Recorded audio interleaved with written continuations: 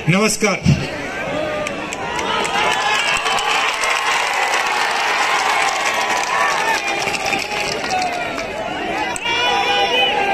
जब मैं पहले राजनीति में आया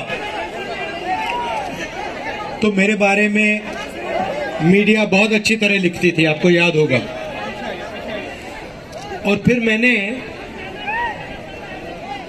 उत्तर प्रदेश में भट्टा परसौल एक जगह है, वहां जाकर मैंने जमीन का मामला, किसानों की जमीन का मामला जाके छेड़ दिया।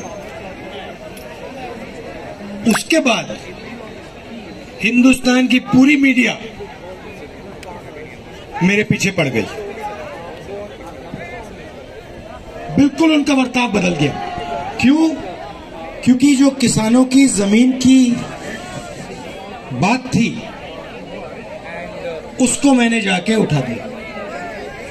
उसके बाद भट्टा परसौल के बाद यूपीए ने, कांग्रेस पार्टी ने जमीन अधिकरण बिल पार्लियामेंट में पास किया।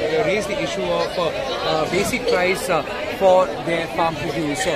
4 गुना कॉम्पेंसेशन किसानों को अपनी जमीन के लिए, 4 गुना, मार्केट रेट से 4 गुना। मोदी जी का पहला काम पार्लियामेंट में आकर इस बिल को रद्द करने का था। तो मेरा कहना है कि जो किसानों की जमीन की रक्षा करने की बात करेगा उस पर 24 घंटा मीडिया का आक्रमण शुरू हो जाएगा। सही बात है।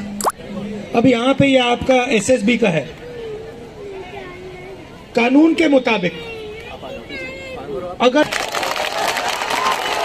मगर यहां पे हिंदुस्तान की सरकार जमीन अधिकरण बिल के कानून को तोड़ रही है। तो मैं ये आपके लिए जरूर पार्लियामेंट में उठा सकता हूं। मैं ये गारंटी नहीं दे सकता हूं कि मोदी जी उसके बारे में कुछ करें ना करें, मगर मैं आपके लिए उठा तो सकता हूं।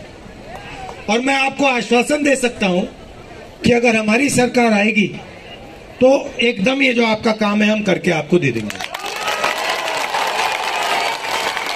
किसानों को चारों ओर से घेरा जा रहा है, आपकी जमीन छीनी जा रही है, आपसे जमीन ली जाती है, अदानी जी जैसे बड़े बड़े उद्योगपतियों को फ्री में तोहफे जैसे गिफ्ट में दी जाती है। दूसरी तरफ से खाद, बीज, इन चीजों में आप पर दबाव डाला जाता है, आपसे पैसा छीना जाता है। और फिर नरेंद्र मोदी जी ने सबसे बड़ा काम करने की कोशिश की, वो 3 कानून ले आए, काले कानून ले आए, और जो आपका नाक के सामने उन्होंने छीनने की कोशिश की।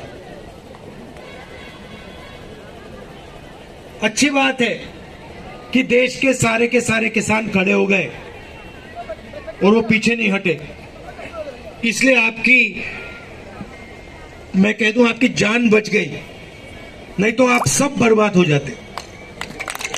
मेरी सोच है कि किसान देश की रीढ़ की हड्डी है। बेशक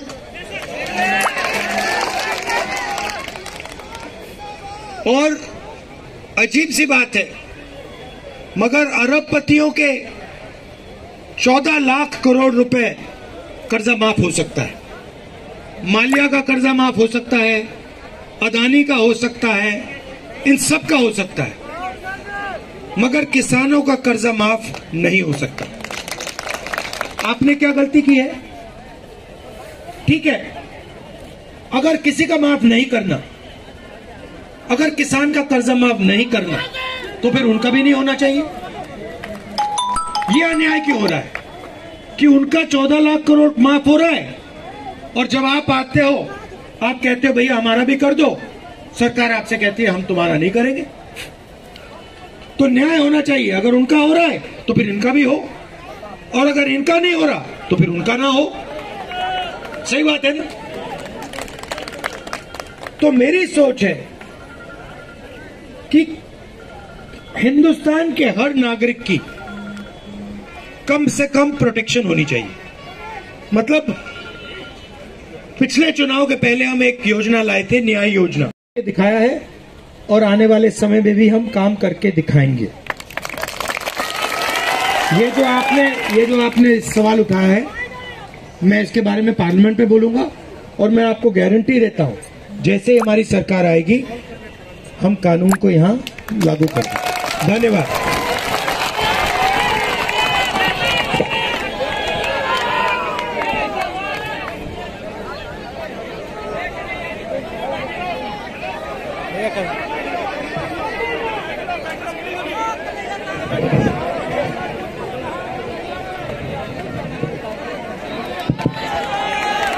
बैठिए।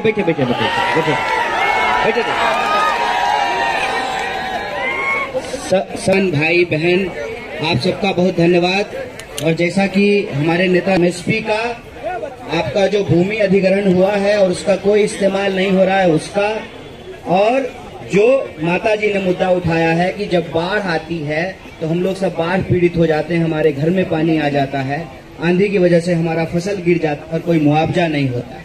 तीनों मुद्दे पे राहुल जी ने आपको आश्वासन दिया है कि हम इस मुद्दे को उठाएंगे।